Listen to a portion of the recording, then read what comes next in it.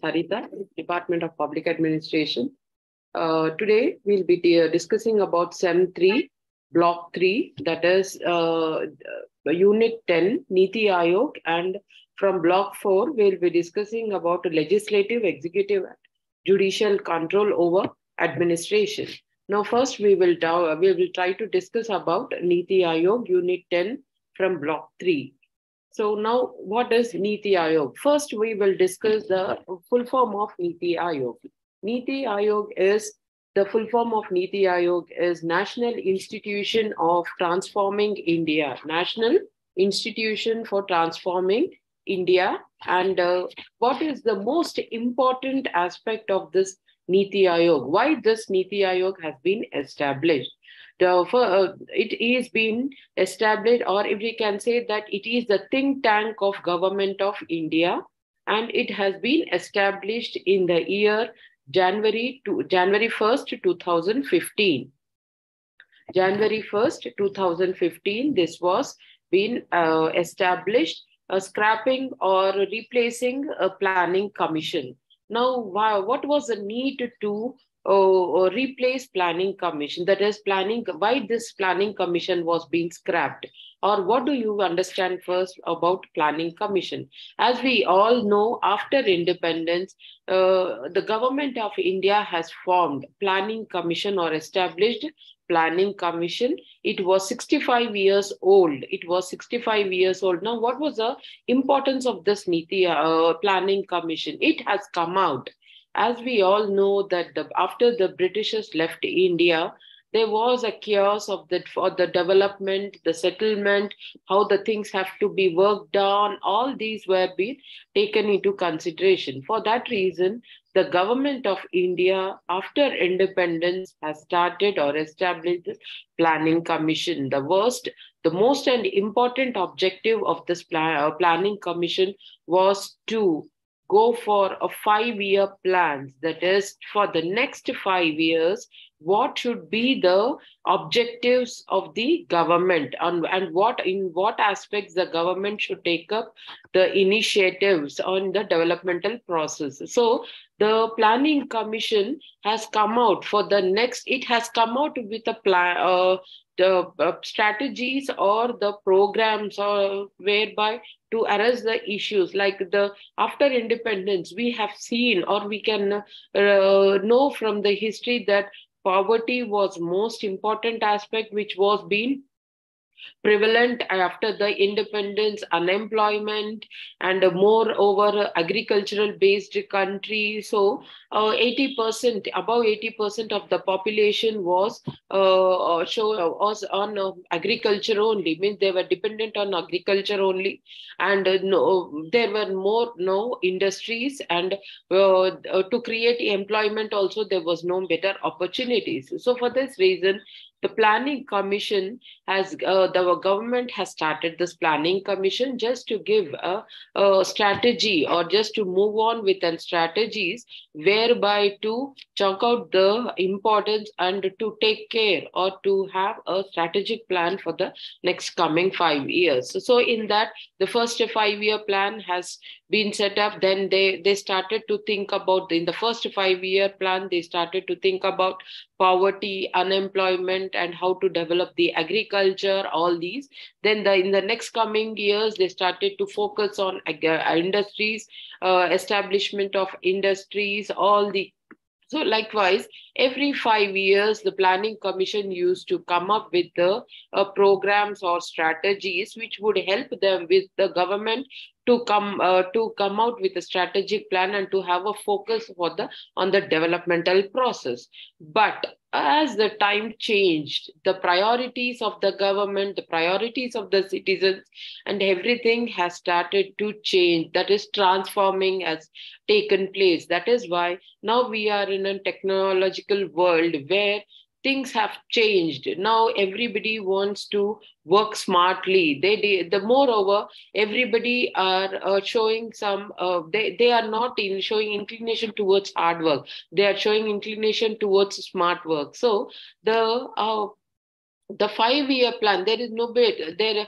The government thinks that there is no time for everybody to think for next 5 years. That is, they have to have a sustainable development. That is sustainable development whereby every time, whenever, because as we are experiencing LPG, that is liberalization, privatization, and globalization, that is the main economic reforms which were introduced in the year 1990s. So this has transformed the whole world as a global village. Means everybody, that is liberalization, wherever you want to, you can travel, wherever you want to, you can settle down, wherever you want to in the whole world, you can impart your knowledge or go for studies or invest in some other company. That for that reason, we are having many multinational companies in our country. So now this all happened because of the LPG, that is liberalization, privatization, and globalization. Now, in this new era of technology and new era of innovations, the government cannot look back and say that for every 5 years we are planning. So every day there is a new challenge to the government. Every day there is a new technological innovations, new methods. So for sustainability to have a grounded one, every day the government has to strive and has to build its own ground. So for this reason, to have a sustainable development, the government of India, after Narendra Modi became the Prime Minister in 2014, in the year 2015, this has been transformed. The Planning Commission was scrapped and Niti Aayog was established on January 1st, 2015. Niti Aayog, the full form of Niti Aayog, National Institution for Transforming India. The basic and the most important aspect of Niti Aayog is it acts as a think tank to the government of India. Now, what do we understand by the word think tank?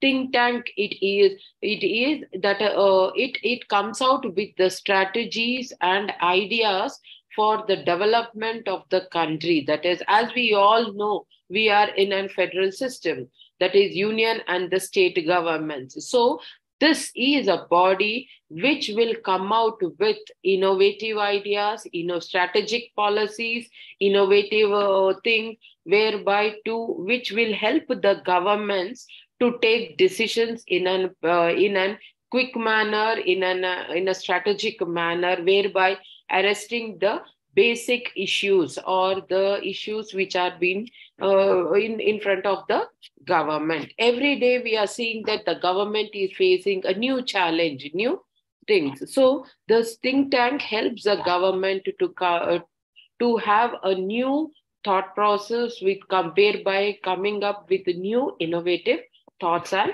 ideas. So for the sustainable development, the government has come up with this establishment of Niti Aayog. And this is, as we know, that this is a replacement for Planning Commission. Now, coming to the composition of Planning Commission. Composition means who are in this Planning Commission. This is the Planning Commission has a composition whereby it has chairman, vice chairman, and members. Now, who will be the chairman? The chairman is an ex officio member. That is, the Prime Minister is the chairman of this Niti Aayog, and the chief ministers of the states and the union territories, the governors of the union territories, or we can say the governors of Delhi, the chief ministers of Delhi, all these people who are the heads of the governments will be the members of this Niti Aayog. So now what is why these people, why these heads of the governments are there? Because these people are the decision makers. So when they are taking a decision, they should have an idea, and they should know what decisions have to be taken, how they have to be taken, and how they have to be pursued. So these people, the chairman will be the Prime Minister, and the members will be the chief ministers of the states. As I told you before, this is a federal system. So as the union government, and we have the state governments. So, but these, as we all know, the prime minister or the chief ministers, they don't have so much of time to think about only in the thinking process. They have to act, they have to take decisions. Hence, we have a separate body which will take time. That we can say that it has a full-time body, full-time working body, which will constantly and which will continuously work on the innovations, strategies, policy formulations, implementation of the policies. All this will be done by a full-time body. Now, this full-time body, the head of this full-time body will be the vice chairman. The vice chairman will be a full-time body member person, and he will be assisted by 5 members who have 5 full-time members who have a special knowledge or more experience in the fields of all the departments. That is mostly the vice chairman, and the members, full-time members, will be senior bureaucrats or who have a minimum 30 years of experience. And this vice chairman will be given a designation or will be in the rank of a cabinet minister. Means you can understand, being a cabinet minister is in a high profile or in a high portfolio place. So the person who, the vice chairman of Niti Aayog, will be given a cabinet rank, is being placed in a cabinet rank. So we can say that the chairman and the vice chairman play a very, very important role. But the chairman, ultimately, the decision making will be with the chairman, that is the prime minister. So, and the vice chairman will be the ultimate full-time decision maker, and he will act according to the prime minister's decisions. So, and moreover, another 2 part-time members are also being added in this body, who are the senior professors or the retired professors of universities are also being given a place in this body. Why? For what reason? Because as we know, the professors are the people who have bundles of knowledge, and they can be considered as experts for the subject, relevant subjects and specialized subjects. So when the government wants to take any decisions regarding anything, then these professors will be helping them in taking better, sustainable decisions. So the composition consists of chairman, vice chairman, and the chief ministers of the states and chief ministers of Delhi, and also full-time members, that is 5 full-time members, and as well as 2 part-time members.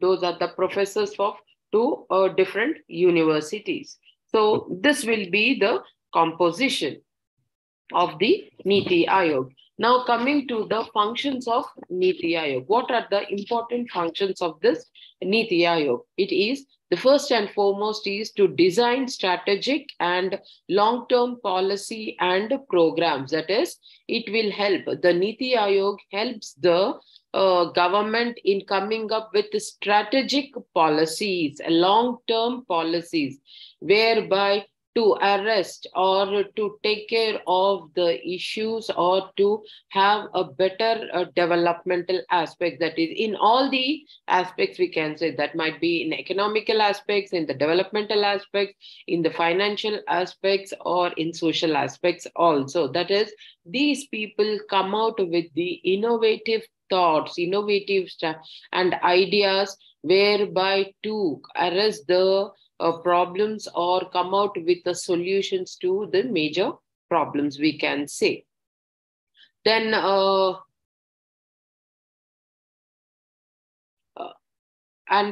next one is the second important one is to actively monitor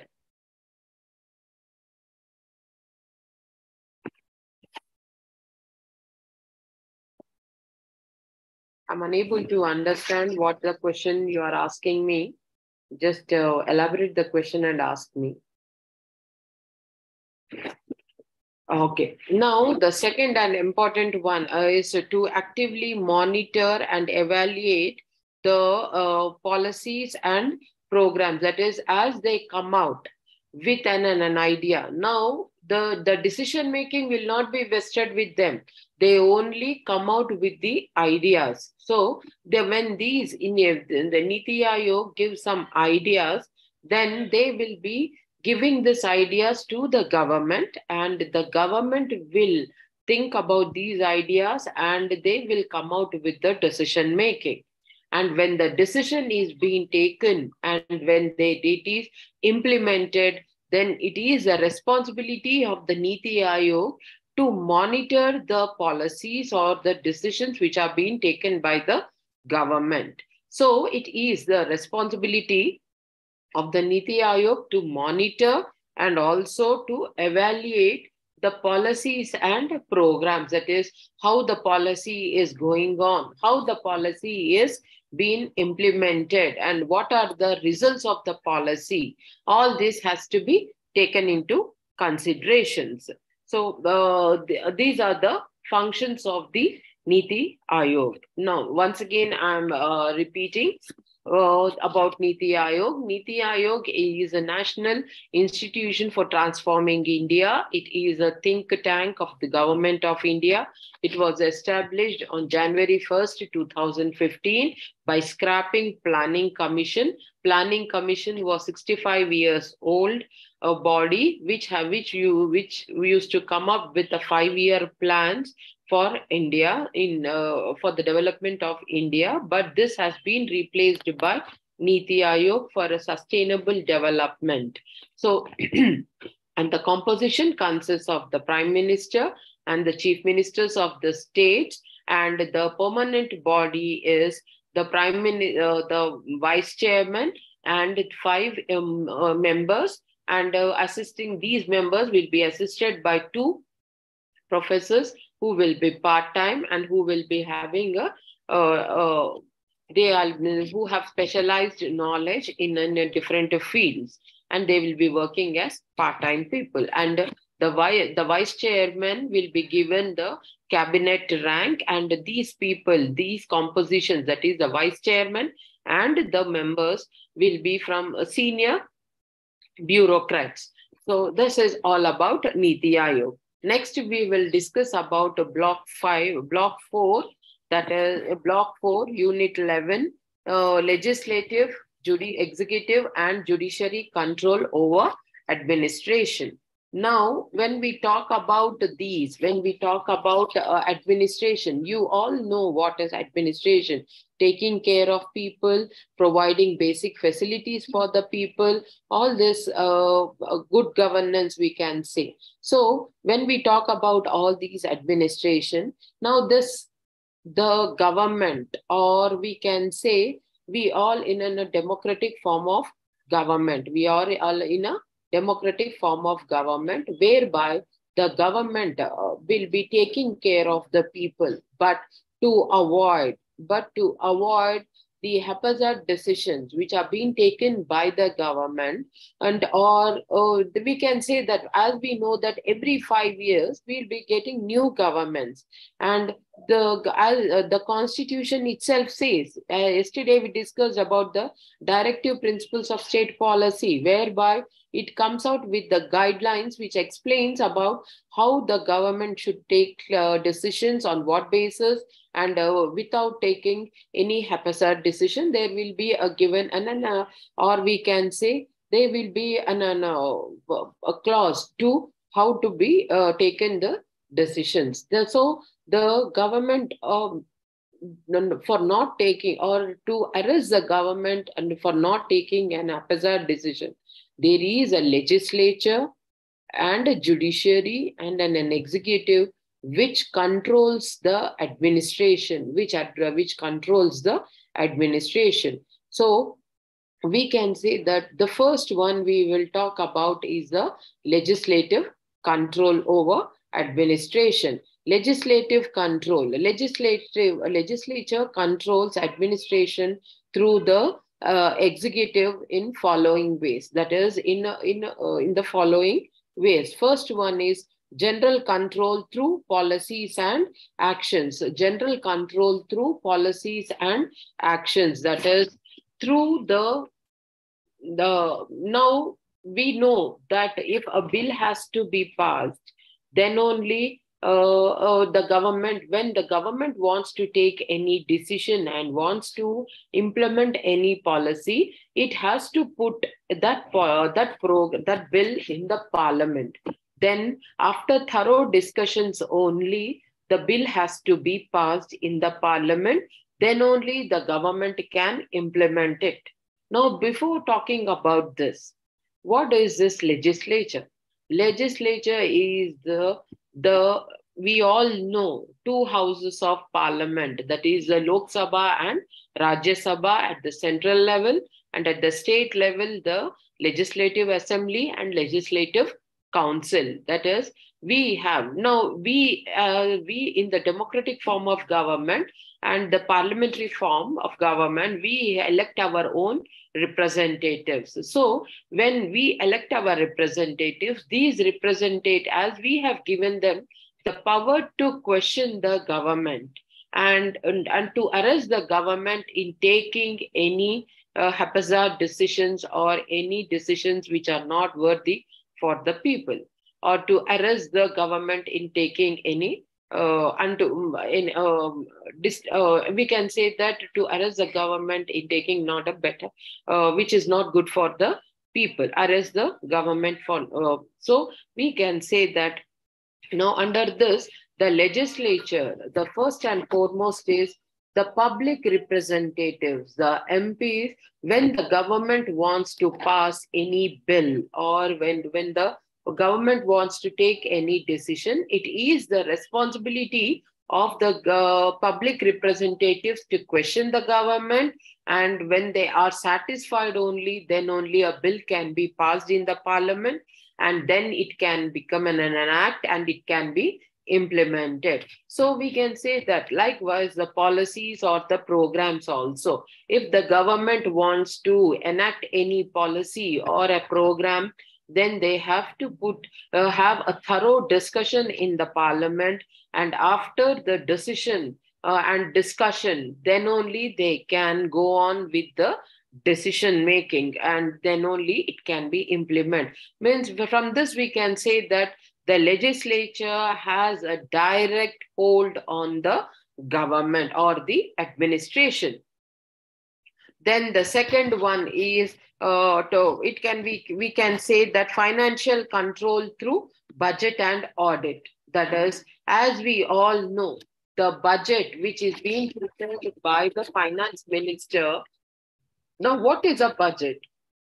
Budget is the annual financial statement of a country. That is, what all revenue which has been incurred by the government and what all expenditure which has been done by the government will put it in one financial year, So when everything, they have to explain to the people.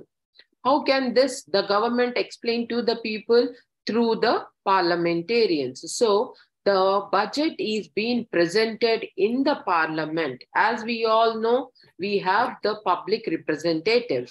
So the public representatives, so in the parliament, the government plays the budget, and the budget is being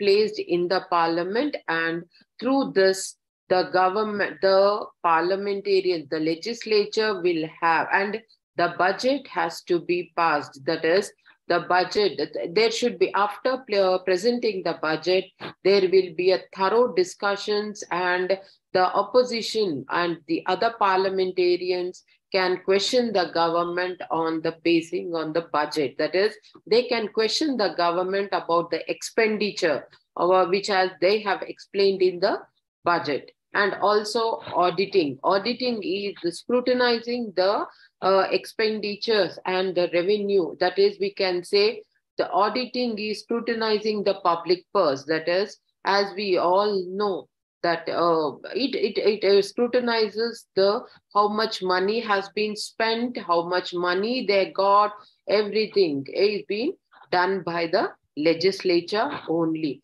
We can say that the legislature is the highest authority which has a direct control on administration. That is, it has a direct control on administration, and it will also have whereby the government has to explain to the parliamentarians. Means when they explain to the parliamentarians, means it is explaining to the country and to the citizens of the country. So it is accountable. The government is accountable to the people, and it has to explain to the people. So we can say that this is a second financial control by the legislature is done through budget and the auditing. Then the third one is detailed control over finance and administration is being done through committees. Now the parliament has the committees, public accounts committee, like this. They have three important committees where the opposition and the government and the MPs of the ruling party are the members of this body who scrutinize the decisions of the government. That is, they will scrutinize, or they will have a thorough check about the decisions which have been taken by the government. And if they find any faults in the, or any malpractices or any disturbance in the decisions of the government, they can question the government, and they can summon the concerned ministers for answering. This all can be done through the legislature only. So we can say that to explain these, or when the government comes out with a bill, or when the government wants to pass any bill or any decision, the legislatures and the parliament, it cannot just abruptly, or whenever they wish to, they cannot take decisions, and they cannot call for a decisions or discussions. There is a special procedure which has to be followed, through the legislatures, that is the parliament proceedings. It is termed as a parliament. We all know that the parliament will be in session. So when now, what is a session? The session is where the government will come out with will meet the opposition and the public representatives and the speaker, the deputy speaker, and the parliamentarians, everybody, the public representative. This is a platform where all the public representatives meet and question the running of the government. And if they have any differences of opinion, or if they want to clarify any doubts regarding any public interest problem or any problems, then they can question the government in the parliament session. So now we can say that the legislature have a direct control over administration. Now, the proceedings of the parliament cannot run whenever they want to or however they want to. There is a procedure to be followed by the parliament or the session to continue to have a thorough discussions and to have a decision making. So in that, there is a special procedure to be followed. This can be termed as a method of legislative control. In that, the first one is question hour.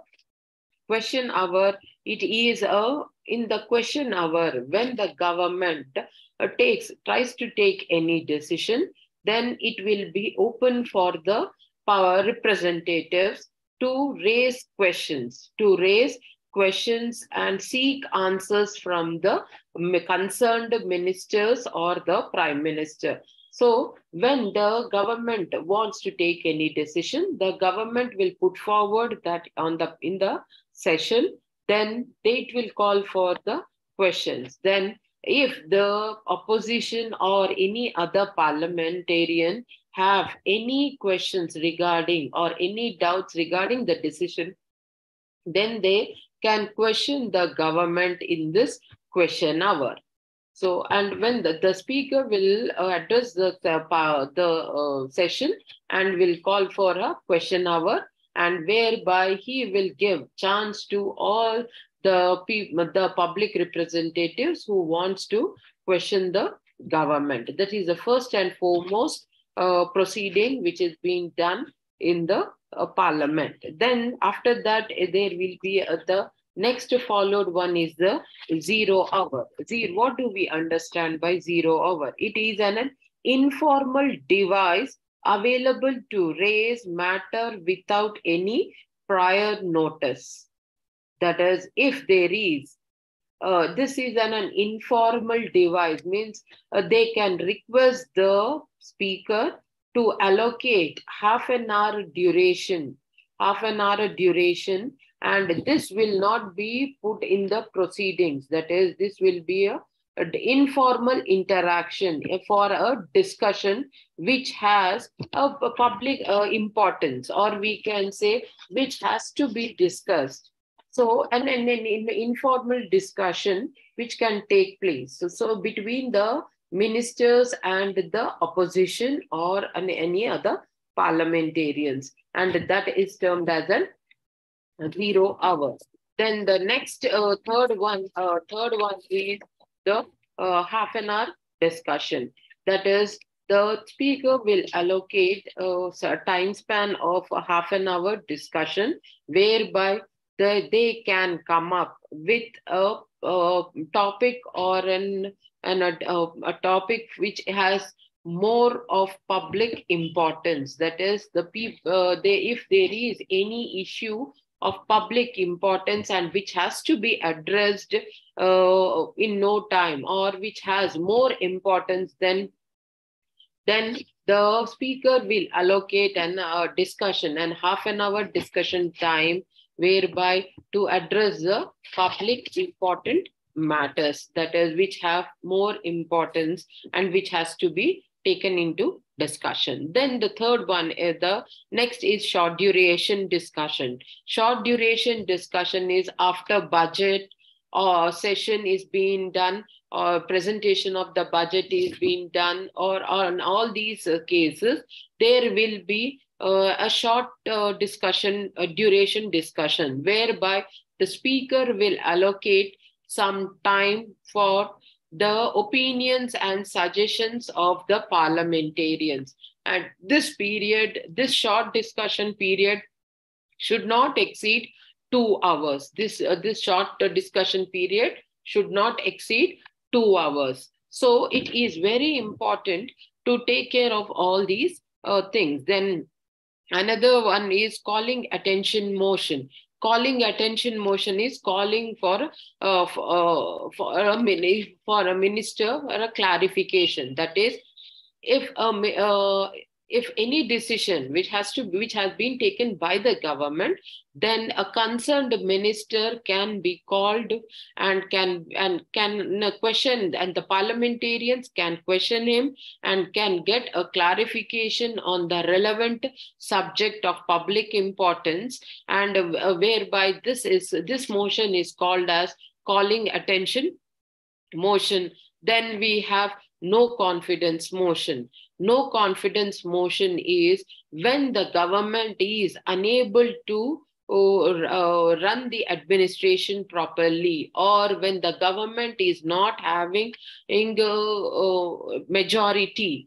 That is, majority means when the government is not having the a magic figure of MPs with them, that is to form the government and to run the government, then the opposition might ask the speaker that to prove the majority of the government. So they can, that is called as a no confidence motion, whereby in that no confidence motion, the government, which is the political party, whichever is running the government or whichever is in power, has to prove their majority. That is, they have to show the parliament that how many MPs are there.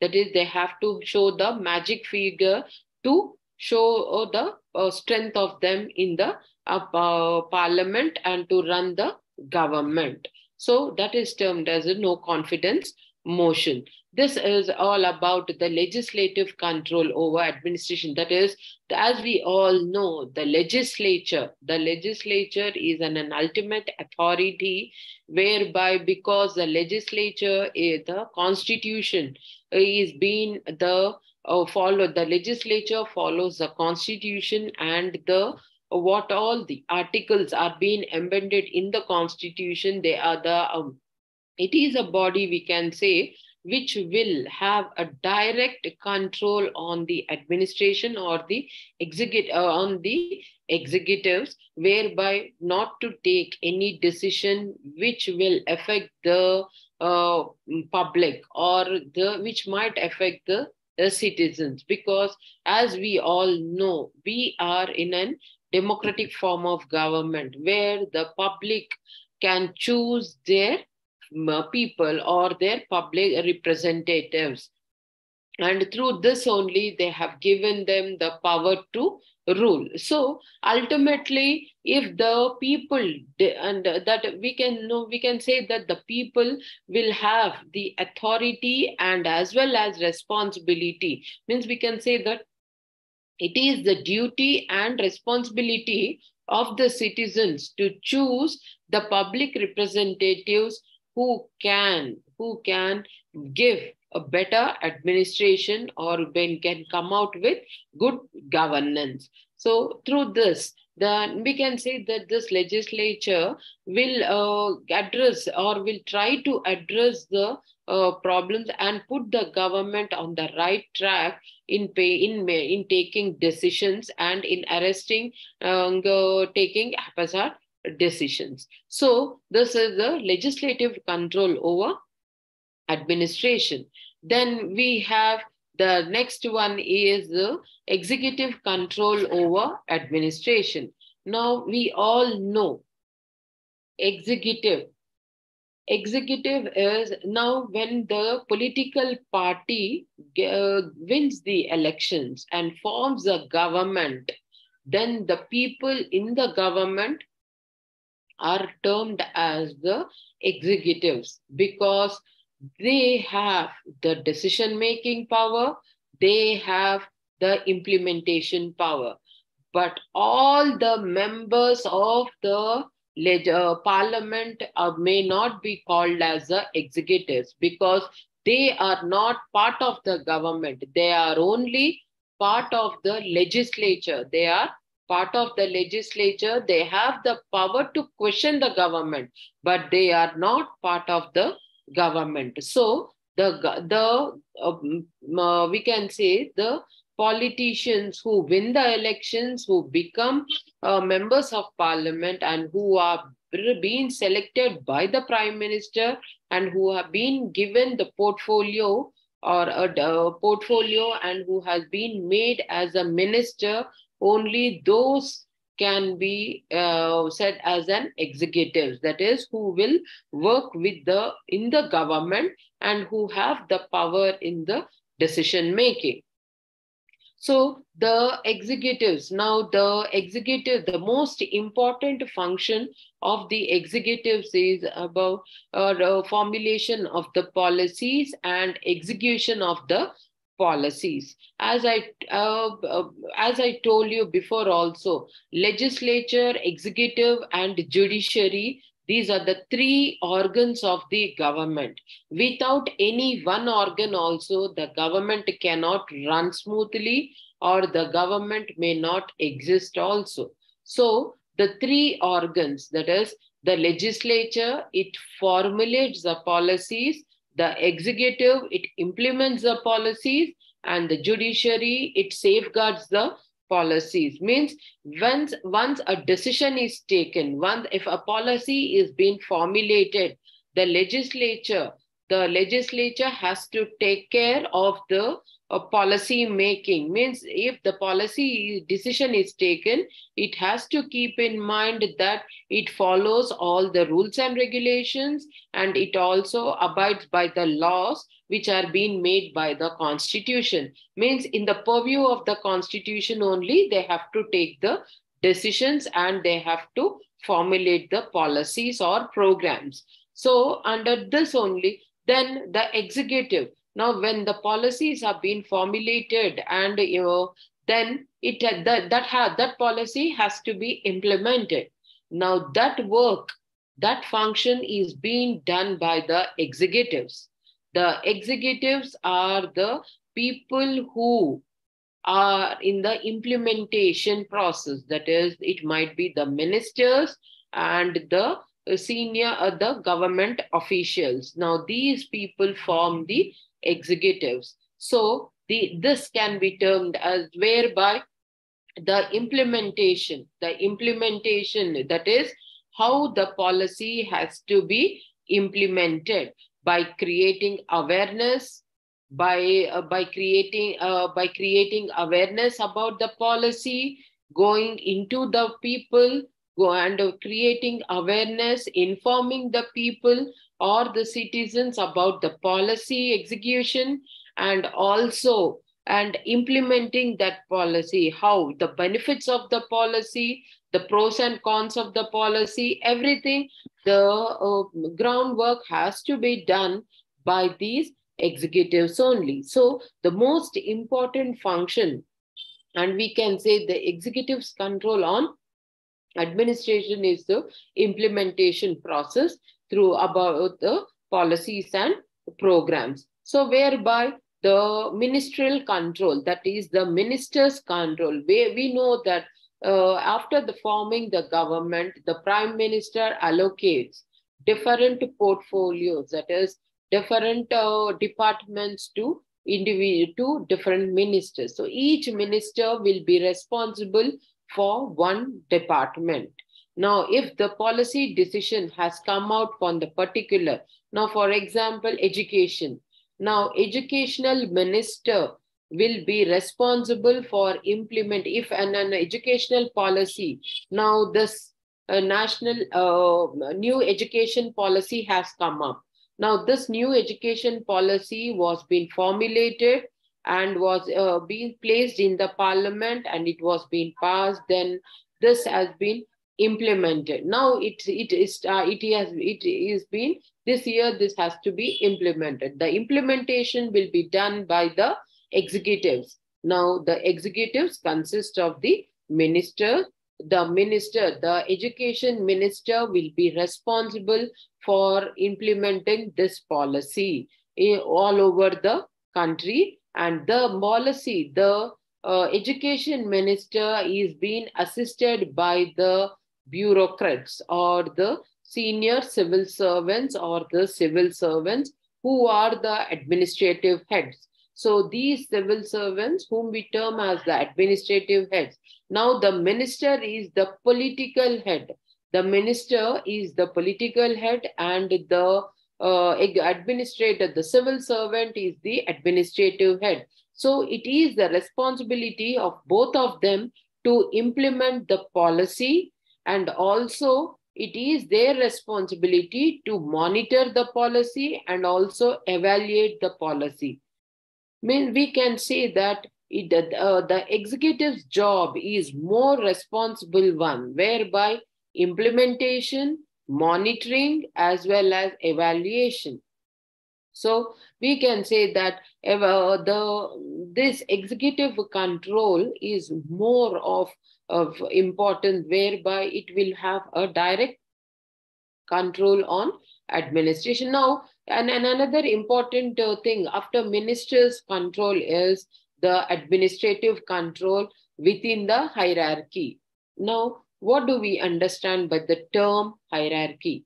Hierarchy is the people went from top to bottom, the ladder from top to bottom. That is the designated job, the designated people who have that is the highest civil servant, that is, it might be the chief secretary or the principal secretary or any of the highest ranking civil servant of that department, will be placed on the top. He will be assisted by the joint director, joint secretaries or additional secretaries. Then they will be assisted by assistant secretary. Then likewise, the hierarchy goes on. Then later on, the section officers. Then the last will be the class 4, that is the attenders. Then above them will be the the UDCs and the upper divisional clerks and lower divisional clerks. Means this is the hierarchy which is being placed right from based on their designations. So within this administrative control means everybody has to cooperate and communicate to make the work possible. That is, to when they want to implement that policy, the senior bureaucrat, that is the head of the wing of the department, has to take up the initiative, and he will be having the whole authority and responsibility, and he should guide, control, and also monitor the policy. That is, he should supervise, he should guide his subordinates, and also he should have a control on the policy also. So we can say that the executive control is more important, and it is a more authoritative and also responsible job. And then after this, we have the judicial control. Now, what do we understand by judiciary? Judiciary is the safeguarding, this is the third important organ of the government. And this judiciary is the most important function of the judiciary is to safeguard the laws. That is, when the government takes any decisions,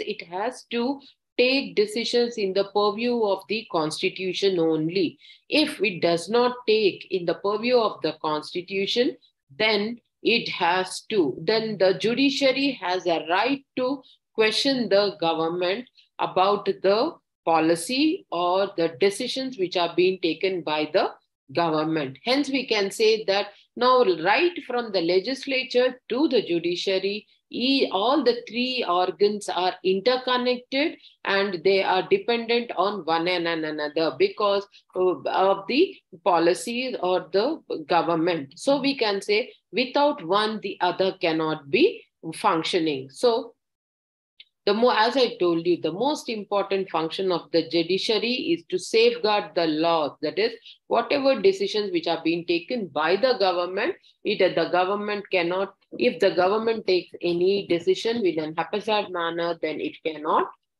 it is being controlled by the judiciary. The highest judiciary system is the Supreme Court of India.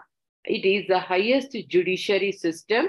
And if the government takes any decisions, then if haphazardly or without taking laws into consideration, then these have the authority to question the government. So the Supreme Court of India is the highest judiciary system and is being assisted by the high courts at the state levels. Then we have the district courts at the district level also.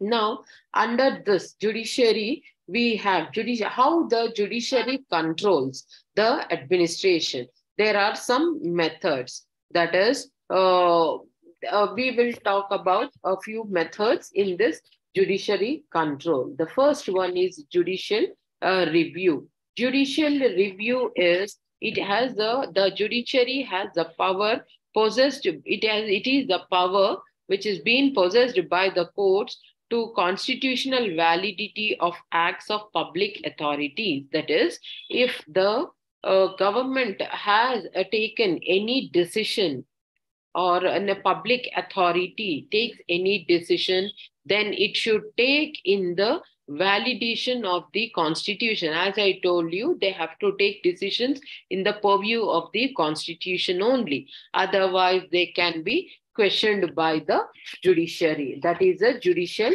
review. Then we have the next one is statutory appeal. Now, what is statutory appeal? That is the aggrieved party will have a right to appeal to the courts, to the higher administrative tribunal. That is the people who are having any problem or are being having any problem in any of the situations, they can go and appeal to the court. Means the court is the judiciary will be there in helping them. They'll stand by them and they will take care of the people. That is, the people can be addressed or they can be taken care of. Means if the people have faced any problems relating any of the issues, then it is the responsibility of the judiciary to take care. If the people go and appeal to the court, then the court can intervene and can control the problems. Then the next important, suits against the government. Suits against the government means if the government has taken, now for example, if the government has come out with a notification, or if the government has taken any wrong decision, then a common man can file a petition in the court and can question the government, and the judiciary will listen to the two sides and will question the government on the basis, and it can give a stay and it can sue the government also. So we can say, with this we can understand that the judiciary will have a direct control on the administration. That is, if the government takes any decisions which are not relevant or which are not favorable for the people or of the people, then the people can question the working of the government and can question the government proceedings and decision, and they can counter the decision of the government in the honorable court. So this is the suits against the government. Then we have some extraordinary remedies also. The extraordinary remedies in that, we will talk about a few, that are the habeas corpus. This is an order issued by the court to a person who have been detained to produce in the court. That is, if a person is being arrested and if they are not being produced in the court, then that person can appeal to the court. Then the police has to present him. Then the police has to detain them and they have to present him in the court. The police officials or the police personnel cannot lift anybody whenever they want to. There is a procedure to be followed, and then for questioning, then they have to produce them in the court. These are all the remedies which are being given to the common man to safeguard the common man's rights, or we can say in the interest of the common man. Then the next is the public interest litigation. Public interest litigation is, we all know that is PIL. That is, if a person, if the government takes any decision, then the person can, a common man can file a petition in the court, questioning the decision of the government. That is the question that he can question the working of the government through this public litigation. That is the public interest litigation. Then we have administrative tribunals. Now what is this administrative tribunals? This administrative tribunals are being established especially for the civil servants. That is, these administrative tribunals have been there are many types of tribunals, but mostly first of all, the administrative tribunals have been established for the civil servants. That is, if the civil servants see that they in the recruitment process or in the postings or in getting the allowances or in the salaries or in the transfers or any of the cases, if the civil servants are facing any problem, then they can go to this tribunal and file a petition. Then this tribunal will hear to the two sides of the thing and will come out with a judgment. This administrative tribunals are established mostly have been established for the civil servants only.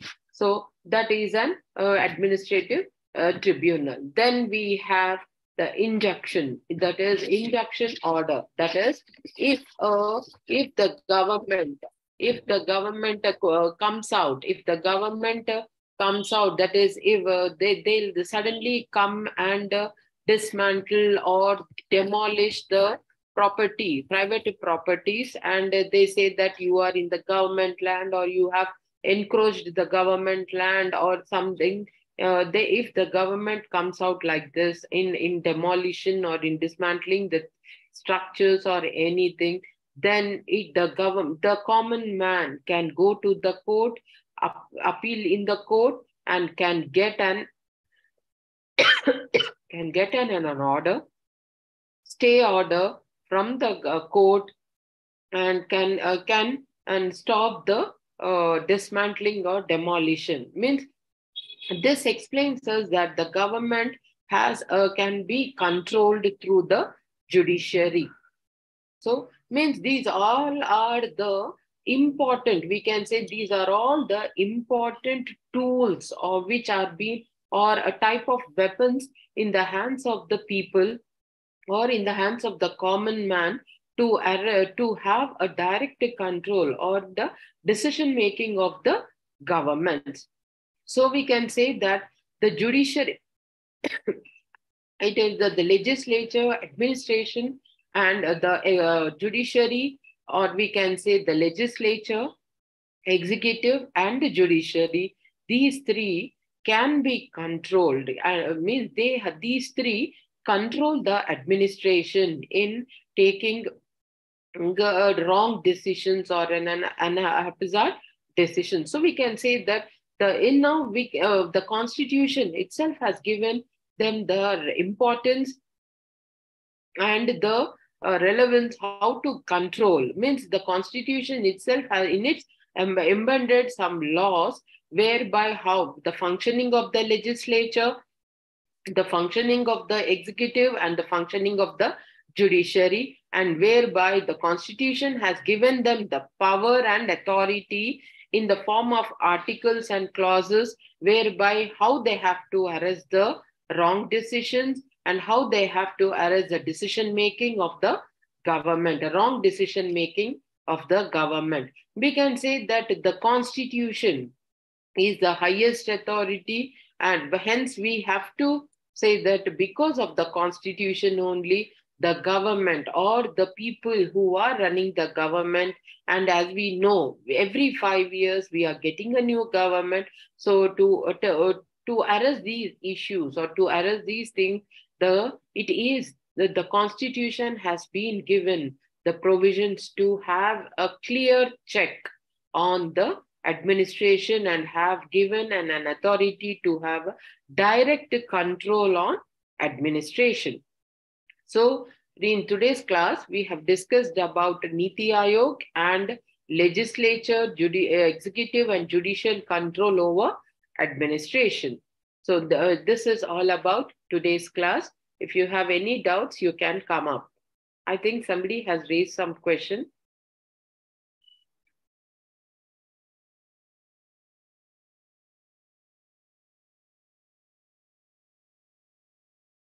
What is this? I am unable to understand. PGNO, what? Just elaborate it.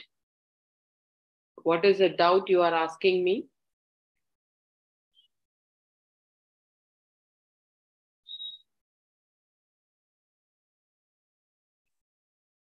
Okay. Any doubts regarding today's class?